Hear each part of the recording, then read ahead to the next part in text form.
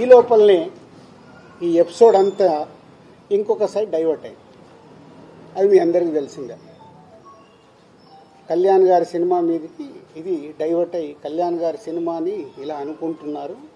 దాంట్లో మేబీ నా పేరు డైరెక్ట్గా ఎక్కడా రాలేదు కానీ ఇండైరెక్ట్గానే వచ్చిందని అందరూ చెప్తున్నారు.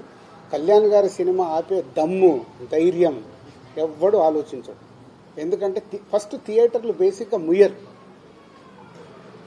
ఈ రోజు వరకు థియేటర్లు ముయ్యడం అనేది నా 30 ఏళ్ల సర్వీస్లో నేను చూడలా. షూటింగ్లు ఆపుకున్నాం, ఎందుకు మా బాధలు ఉన్నప్పుడు ఆపుకునేదైనా సాల్వ్ చేసుకోవటానికి.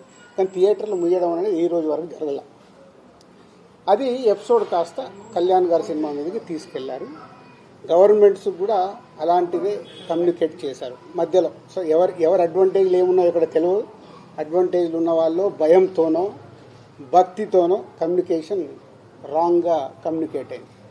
సో అప్పుడు దుర్గేష్ గారు మినిస్టర్ నాతో మాట్లాడడం జరిగింది. ఆ రోజు కూడా నేను చెప్పాను, సార్ థియేటర్లు ముయ్యరు, అది జరిగింది. జాయింట్ మీటింగ్ ఉంది, ఈ జాయింట్ మీటింగ్లో క్లారిటీ వచ్చేస్తుంది. జాయింట్ మీటింగ్తో అందరూ యునానిమస్గా ఒప్పేసుకొని క్లోజ్ చేశారు. బట్ ఈ లోపలనే గవర్నమెంట్ సైడ్ నుంచి గవర్నమెంట్కి వెళ్ళిన కమ్యూనికేషన్ వల్ల థియేటర్లు ఇట్లా కళ్యాణ్ గారి సినిమా